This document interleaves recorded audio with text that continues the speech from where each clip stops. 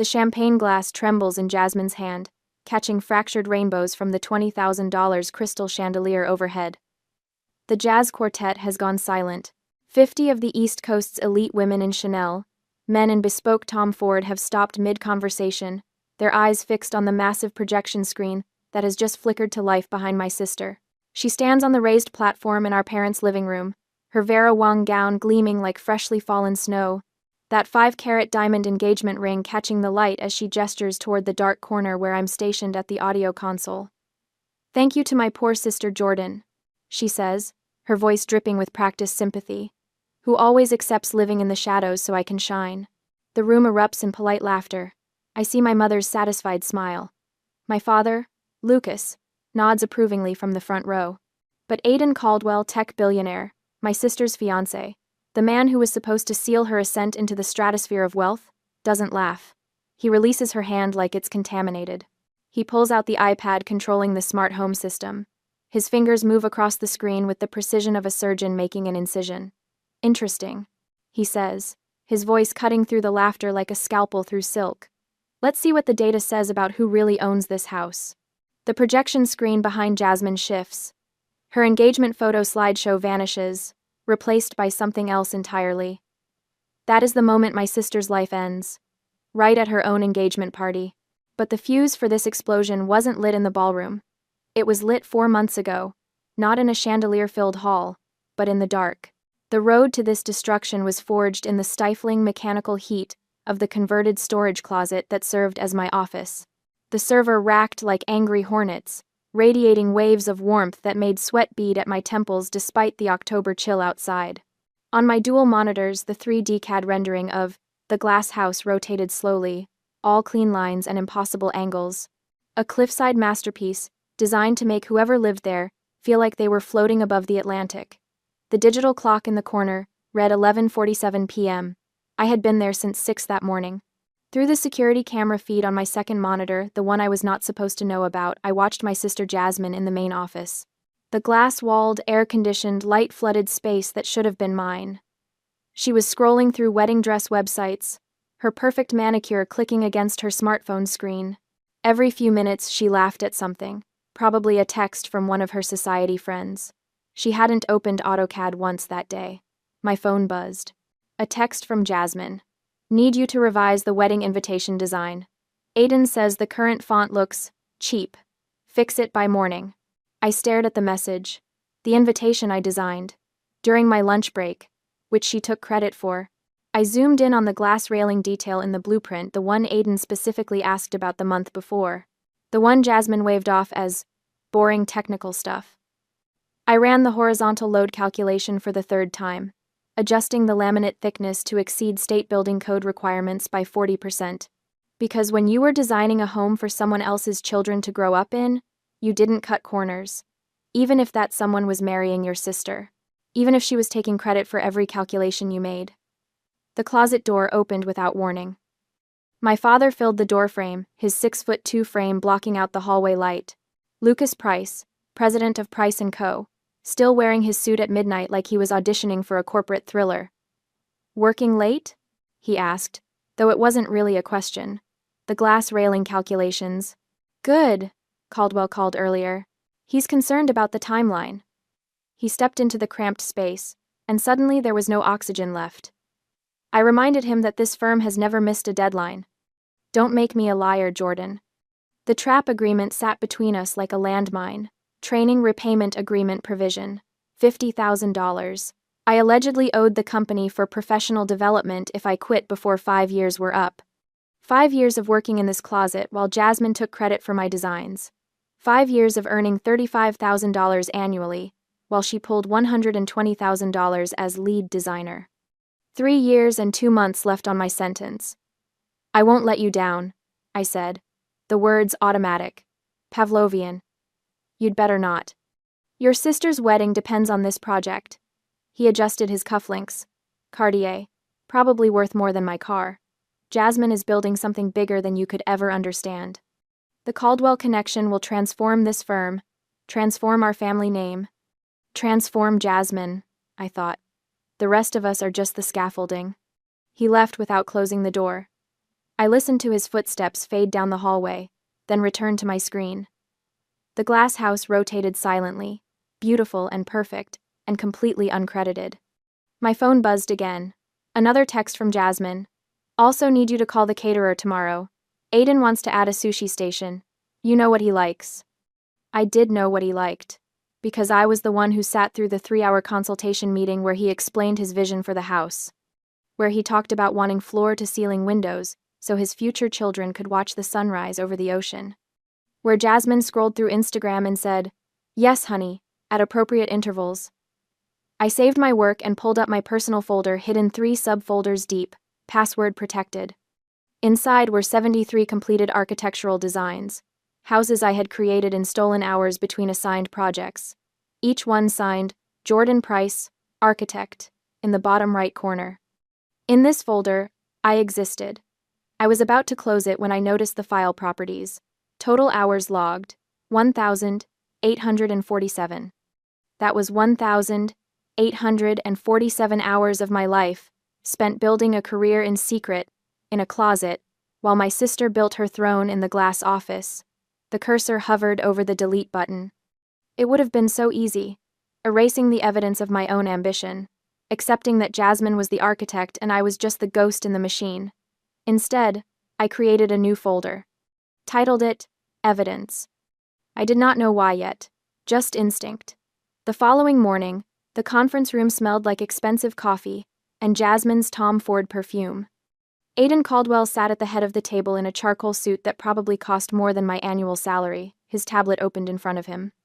My sister perched beside him in a white power suit, her engagement ring prominently displayed every time she gestured. I was tucked in the corner, labeled Technical Assistant on the meeting agenda. My role: take notes, stay silent, provide information only when directly asked. I've been reviewing the structural plans, Aiden said, his finger tracing the glass railing on his tablet screen. This section, the cantilevered deck. Is this safe for small children? What's the horizontal load resistance required by state building code? Jasmine's smile didn't waver. Oh, honey, don't worry about the boring technical details. It looks romantic, and that's what matters. Trust me, I've spent months perfecting the aesthetic. I'm asking about engineering. Aiden's voice was patient, but I caught the edge underneath. What's the load rating? Jasmine's eyes flickered to me for a microsecond, a silent command, but her mouth kept moving. The glass is very strong, top of the line. Jordan handles all the numbers stuff. Disappointment flashed across Aiden's face. It was subtle, just a tightening around his eyes, but I saw it. I had been watching people be disappointed in me my entire life. I recognized the expression. I instinctively leaned forward, unable to watch the firm's reputation crumble. Actually, the railing uses triple laminated tempered glass rated for 500 pounds per linear foot, which exceeds the state requirement of 200 pounds by... Crack. Pain exploded in my shin. Lucas's shoe, slamming into my leg under the table with practiced precision. The kind of strike that didn't leave visible bruises, but sent a clear message. I swallowed the rest of my sentence. What Jordan means? My father said smoothly, his hand on my shoulder in a gesture that looked fatherly but felt like a vice, is that all technical specifications have been verified by our engineering consultant. We have full certification documentation available upon request. Aiden's gaze shifted between me and my father, calculating. I'd like to see those certifications. Email them by the end of day. Of course, Jasmine said brightly, already moving to the next topic. Now, about the master bathroom, I was thinking about Calicut marble. The meeting continued. I sat in silence, my shin throbbing, and typed notes I'd later transform into the certifications Aiden requested. Certifications Jasmine would send under her name. As we were leaving, Aiden stopped beside my chair. Jordan, right? I nodded, not trusting my voice. You know your building codes. He said it casually, but his eyes were sharp. Assessing. She's very thorough with the details, Lucas interjected, steering Aiden toward the door. That's why we keep her on the technical team. Everyone has their role. Aiden glanced back once before he left. I pretended to be absorbed in my laptop. That night, back in my closet office, I opened the evidence folder. Added a new file, meeting, notes, 10 15 txt. I typed. Aiden Caldwell asked about glass railing specifications. Jasmine couldn't answer. I provided technical data. Lucas kicked me to maintain silence. I stared at the words. I wondered what I was doing, who I was doing it for. Then I saved the file and returned to work on the glass house, making sure every calculation was perfect. Because even if no one would ever know I designed it, I would know. And I refused to let my sister's incompetence result in someone's child falling through a defective railing. My phone buzzed. Jasmine. Wedding emergency. Need you to call 3 florists and get quotes for peonies. Aiden loves peonies. Due tomorrow. I looked at the clock. 1:23 a.m. I picked up my phone and started making a list of florists to call in the morning. Because that was what ghosts did. We served. We did not speak. Not yet. Time blurred as the project deadline approached. The calendar on the wall mocked me, counting down the days until the deadline, until that night, 2 nights before the engagement party. The instant ramen cups formed a small graveyard around my keyboard, 4 empty ones. Testimony to meals eaten without leaving the closet. My forehead rested against the spacebar, and I was dimly aware that I had been asleep for maybe 20 minutes when the AutoCAD autosave ping jolted me awake. The clock read 2:17 a.m. My neck screamed in protest as I lifted my head. The door opened. Panic flooded my system. Lucas did random checks sometimes, making sure I wasn't wasting company time. I frantically minimized the wedding planner spreadsheet I was working on, unpaid labor for Jasmine, and pulled up the glass house blueprints. But it wasn't my father's cologne that filled the small space. It was something more expensive, more subtle. Aiden Caldwell stood in the doorway wearing a Stanford hoodie and jeans, holding an insulated high-end delivery bag from Matsuhisa. He looked confused, then shocked, then something else I couldn't quite read. Jordan? He looked around the closet, the server racks, the single fluorescent light, the complete absence of windows. What? Where's Jasmine? My mouth had forgotten how to form words. Aiden Caldwell was in my office. At 2 a.m., holding what looked like takeout from a restaurant where dinner for 2 cost $400. She's not here, I managed. But the system alert. He held up his phone, showing the smart home app. The office server activity triggered a notification. I thought. He trailed off, understanding dawning. I thought she was here working on our house. The "our house" hit different than it should have. Like he was already emotionally invested in the building that existed only in blueprints and my exhausted brain. He set the thermal bag down on the only clear corner of my desk, next to my $2 instant ramen cups. Sushi, he said absently, and truffle fries, kept warm in the insulated bag. The contrast was almost physically painful. Truffle fries and artisan sushi next to preservative-laden noodles. Jasmine told me you didn't know how to use AutoCAD, he said slowly, his eyes on my screen. She said you were just support staff. I didn't respond. Couldn't respond. The fear was still too ingrained. Aiden leaned closer to the screen, and I resisted the urge to minimize it. He was seeing the detailed cross-sections I was working on, the specific safety adjustments he had asked for 3 months prior. The ones Jasmine said were too complicated to implement. He straightened, pulled out his phone, and opened something. The edit logs, he muttered, scrolling. The system tracks every user's time in AutoCAD. My heart hammered against my ribs. 480 hours logged under your account on this project. He looked at me, and there was something dangerous in his expression. Not angry. Colder than that. Jasmine's account shows 2 hours, both spent renaming files. The last active login was 14 weeks ago. The fluorescent light hummed above us. The server racks maintained their angry hornet symphony. I waited for the world to end. Instead, Aiden sat down on the floor, just dropped into a cross-legged position like this cramped closet was his meditation space. He opened the thermal bag and pulled out a container of sashimi. When was the last time you ate something that didn't come from a microwave? He asked. I don't know. He held out the container. Eat. Then tell me what the hell is going on. I should have refused. Should have maintained the illusion. But I was so tired, and the tuna belly looked like jewels, and something in Aiden's expression said he already knew the truth anyway. I took the container. The first bite made me want to cry. She's at Avalon, I said quietly. The club downtown. Bottle service with her friends. Aiden's jaw tightened. While I thought she was here working on our future home. She does this a lot. The words tumbled out before I could stop them. She has me log into her laptop remotely and move the mouse every 20 minutes so the system shows activity. Makes it look like she's working late. Jesus Christ. He scrubbed his hand through his hair. What else? And maybe it was exhaustion, or maybe it was the fact that someone was finally asking. But I told him.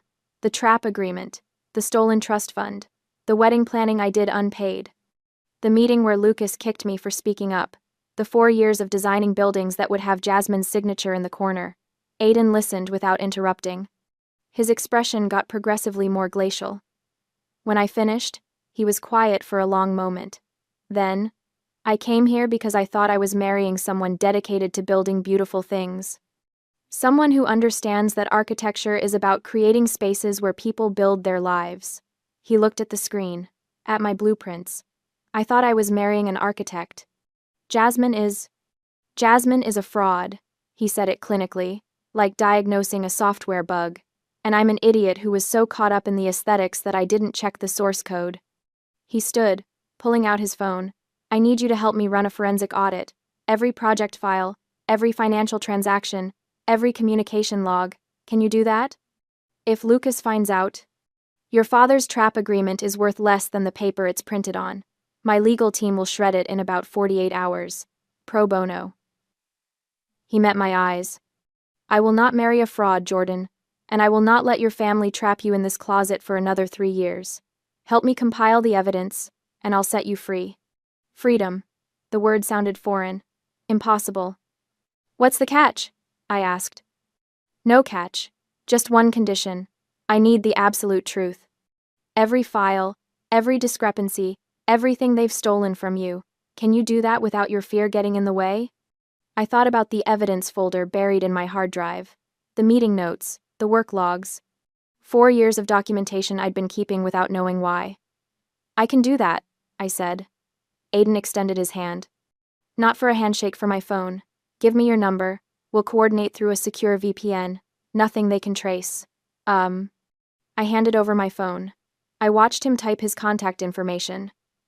When he handed it back, his name was listed as technical consultant in my contacts. Innocuous. Smart. 48 hours, he said, heading for the door. Then we burn it all down. After he left, I sat in the silence of my closet office, holding a container of $80 sushi, and let myself imagine what freedom might look like. Then I opened the evidence folder and got to work. The sun rose on the day before the engagement, casting long shadows across my bedroom floor. I was holding a navy blue dress I had bought from a clearance rack for $89. It meant 2 weeks of skipped lunches and walking 3 miles each way to save on gas. But when I looked in the mirror, I saw someone who might exist outside a storage closet. Someone who might attend her sister's engagement party as a guest rather than as help. I was holding the dress when my mother walked into my bedroom without knocking. What is that?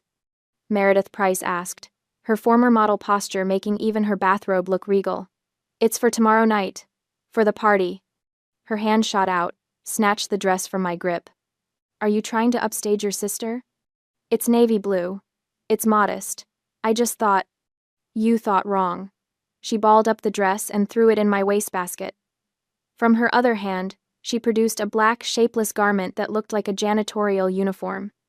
You're working at the tech booth. You wear this. Jasmine is the queen tomorrow night. You are the help. Wear this and stay in the shadows.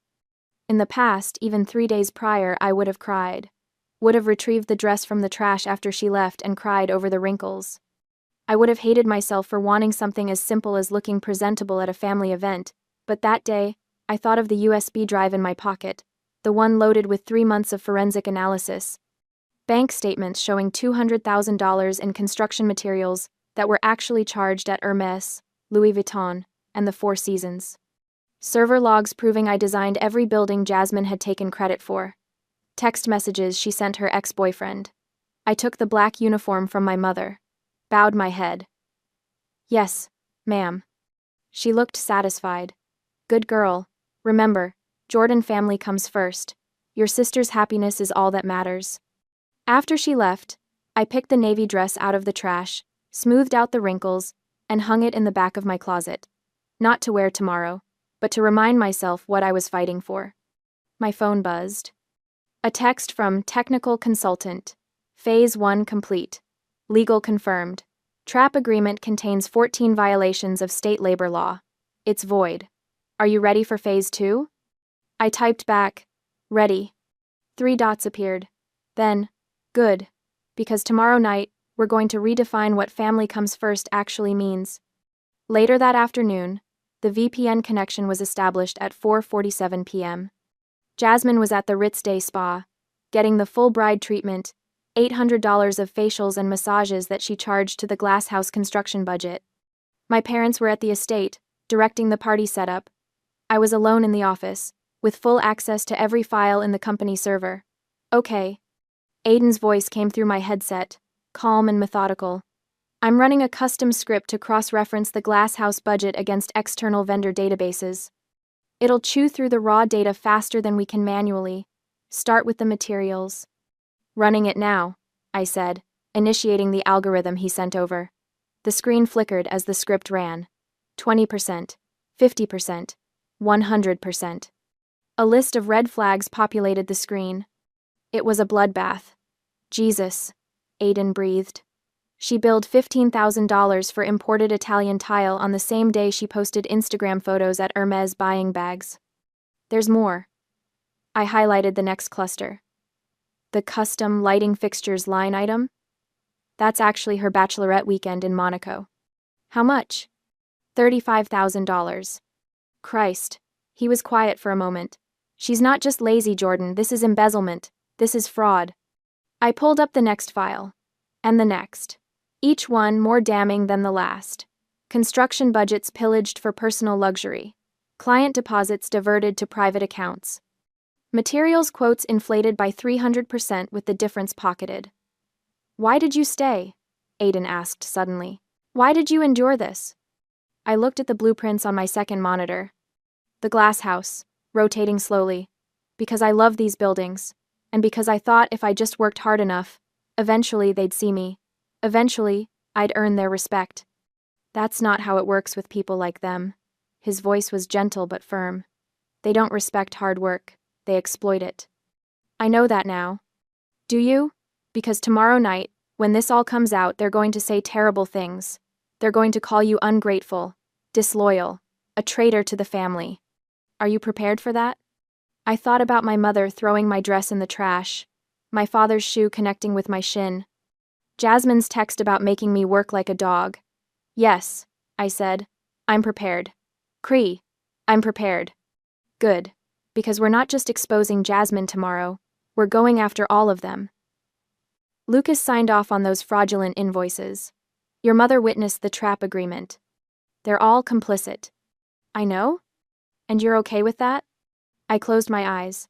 I saw myself at 22, freshly graduated, signing the trap agreement while my father smiled and called it, protecting the family business. Saw my grandmother's trust fund, $50,000 meant for my future transferred to buy company shares in Jasmine's name.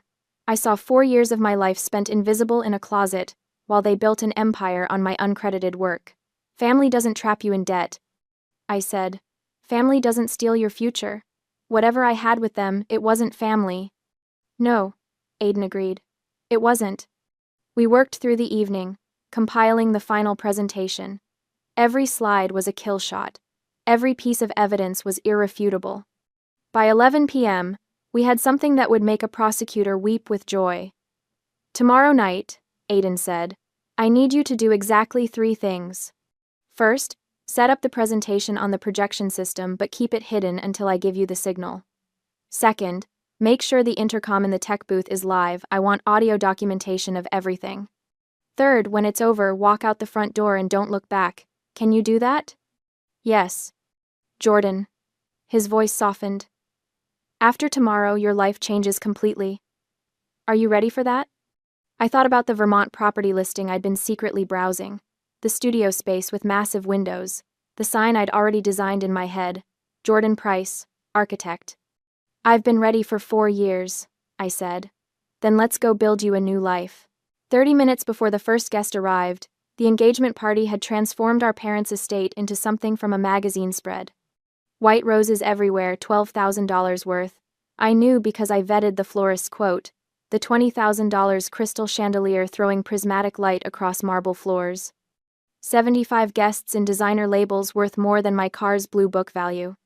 And me, in the black uniform, tucked in the dark tech booth in the corner, wearing headphones, surrounded by audio equipment and the laptop controlling the presentation system, invisible, as always. Through the booth's window, I watched Jasmine float through the crowd in her custom Vera Wang engagement dress. White silk, off-shoulder, the kind of dress that cost more than I earned in 6 months. The 5-carat diamond on her finger caught the light with every gesture. She was radiant, perfect, the picture of success. No one knew she was wearing a costume overwrought. I ran a final systems check. Microphones, live. Projection screen, ready. Presentation file, loaded and waiting. My hands were steady. I expected them to shake, but they didn't. 4 years of suppressed rage had a way of crystallizing into cold precision. The party was in full swing when the door to the tech booth flew open. Jasmine stormed in. Her face was twisted with irritation, a glimpse of the ugliness she usually hid so well. "There's feedback on the main microphone," she hissed. "Fix it." "I'm working on it." "Work faster. God, you're useless." She leaned against the doorframe, pulling out her phone. Then she seemed to remember something. Smiled.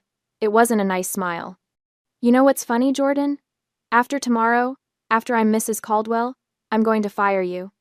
Kick you out on the street with nothing." She examined her manicure. Casual cruelty made elegant. "But I'm keeping your trap contract. Daddy's transferring it to me as a wedding gift. You'll work as my personal assistant to pay off the debt. Or you'll go to jail for breach of contract. Your choice." My hands paused on the keyboard. Personal assistant? Oh, you'll love it. Picking up my dry cleaning, scheduling my hair appointments, making sure my coffee is the right temperature. All the things you're actually qualified for. She stepped closer, her voice dropping to a whisper. "You'll spend the rest of your life in my shadow, where you belong. And if you ever try to speak up, ever try to claim credit for anything, I'll destroy you. I'll tell everyone you're a jealous, delusional liar who tried to sabotage your own sister's happiness." She was close enough now that I could smell her perfume, see the cruel satisfaction in her eyes. "You'll rot in that closet until I don't need you anymore. Then you'll rot somewhere worse. Because you're nothing, Jordan. You've always been nothing. And nothing is all you'll ever be." She didn't know 3 things. The intercom system was live. Every word was being recorded. Aiden was in the VIP lounge with an earpiece, hearing everything, and I stopped being afraid approximately 48 hours prior. I looked up at her, met her eyes directly for the first time in years. "Happy engagement, Jasmine. I hope you like my gift." Confusion flickered across her face. "What gift?" "You'll see." She stared at me for another moment, then scoffed and left. Through the window, I watched her rejoin Aiden on the platform, instantly transforming back into the radiant bride-to-be. But Aiden's body language had changed. He stood a meter apart from her instead of close, didn't take her hand when she reached for his. His face was a mask of professional courtesy covering something arctic underneath. My phone buzzed. A text from technical consultant. "Heard every word. She's done. Stand by for my signal." I put on my headphones, pulled up the presentation file, and waited for the moment that would change everything. Through the window, I saw the jazz quartet positioning for Jasmine's toast. The guests gathered with champagne glasses. My parents stood proud and satisfied in the front row. They had no idea the floor was about to drop out from under them. My finger hovered over the enter key. Showtime. And now, we are back at the beginning. Time 0. Jasmine ascends the platform like she's mounting a throne. The chandelier above her creates a halo effect, angelic, ethereal, exactly the image she's spent 29 years cultivating. She raises her champagne glass, and the crowd falls silent in that expectant way that means someone important is about to speak. "Thank you all for coming tonight." She begins, her voice clear and confident. "This has been such an incredible journey, and I'm so grateful to share this moment with the people who've supported me." She pauses for effect, then turns toward my dark corner. Especially my sister Jordan, who's always accepted her place in the shadows so I can shine. It takes a special kind of person to be satisfied with so little, to never want more than what they're given. Thank you, Jordan, for being that person. The room laughs. Polite, condescending laughter. My mother dabs at her eyes like Jasmine just delivered a touching tribute instead of a public humiliation. Lucas nods approvingly. But Aiden doesn't laugh. He releases Jasmine's hand. She has to grab at air when she reaches for him again. He pulls out the iPad controlling the smart home system, his face absolutely neutral. It's the expression I imagine he wears during hostile takeover negotiations. Interesting, he says into the microphone, his voice cutting through the laughter like a blade through silk. Let's see what the data says about who really deserves to shine. He looks toward the tech booth, makes direct eye contact with me through the window. I press enter. On my control monitor, the feed changes. I know the massive 100-inch screen behind Jasmine is mirroring exactly what I see. Her carefully curated engagement slideshow, professional photos of the happy couple, romantic shots at sunset, images of them touring their future home vanishes. Replaced by something else entirely. Slide 1. Work logs, the Glass House Project. Jordan Price, 480 hours logged. Jasmine Price, 2 hours logged last active. 14 weeks ago. File renaming operations only. The room goes quiet, not the expectant quiet from before. Something heavier. That's just technical back-end stuff. Jasmine says quickly, her voice faltering. Jordan handles the boring computer work while I focus on the actual design. Aiden clicks to the next slide. Slide 2. Text message exchange. Between Jasmine Price and Marcus Vance, September 3rd. Jasmine. Aiden is boring but loaded. Once we're married, I'm taking his black card and shopping until I drop. Jordan will have to work like a dog so I can relax. Marcus. Cold-blooded. I love it. Jasmine. The best part? I'm making Jordan work as my personal slave after the wedding. She's so pathetic she'll actually do it. The crowd's murmur is no longer polite.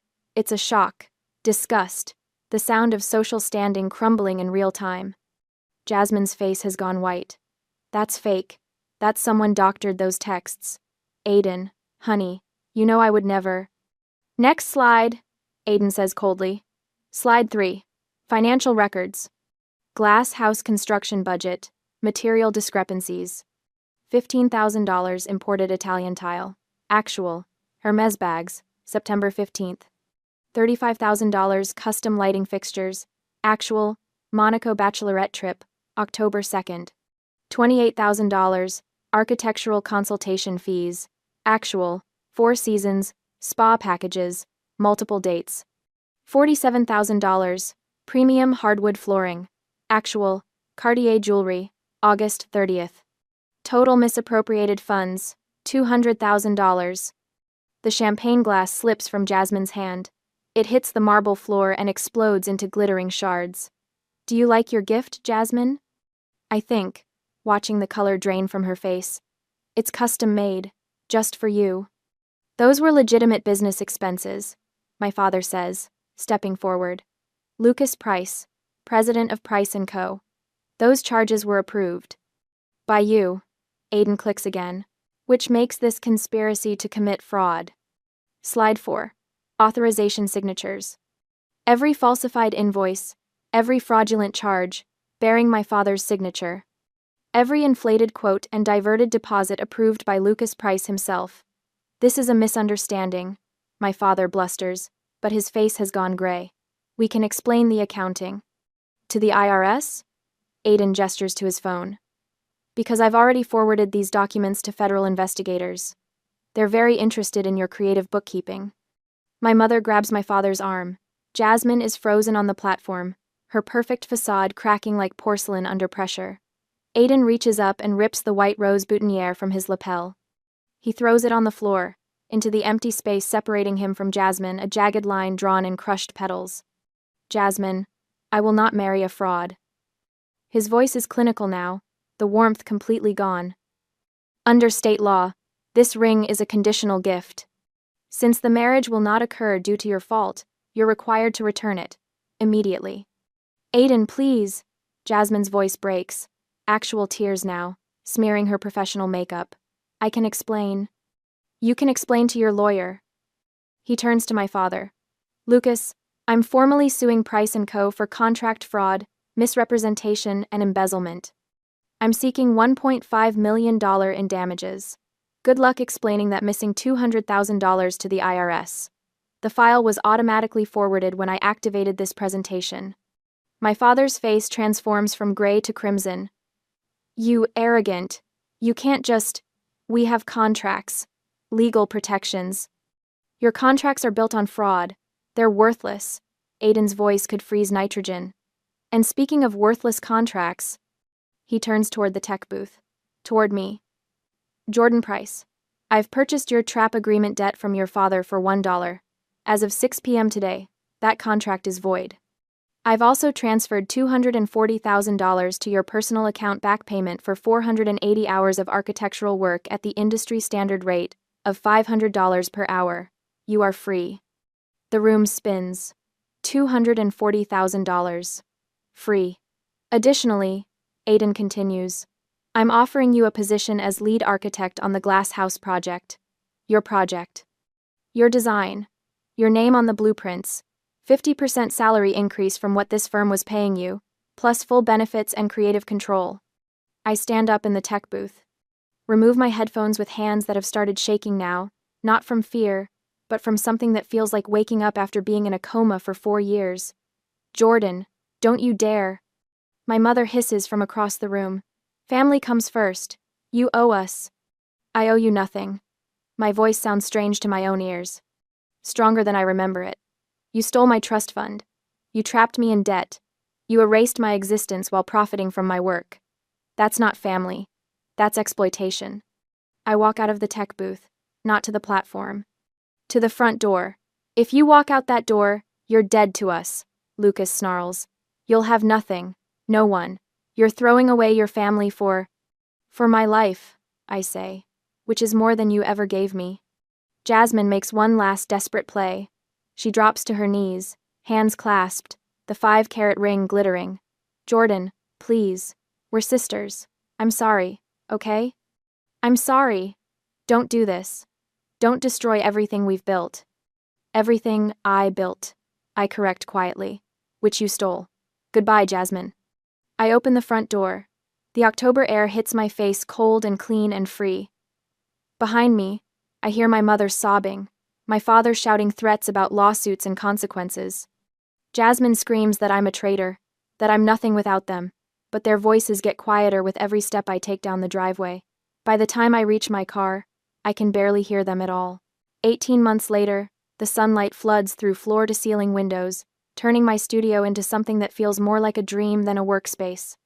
The view from my Vermont property stretches across snow-covered hills, no glass walls boxing me in, no server racks humming their angry song, just space, light, air. The sign outside reads in clean modern letters, Jordan Price Architects, my name, my firm, my designs. I'm reviewing blueprints for a sustainable housing project, 3 families who saved for years to afford custom homes. Nothing like the Glass House's luxury budget, but the work means something. These clients cry when I show them the renderings. They're building futures, not status symbols. My assistant, Claire, a recent architecture grad who reminds me of my younger self, pokes her head through the office door. Boss, Caldwell Group is online too. They want to discuss a new project. I smile, picking up the phone.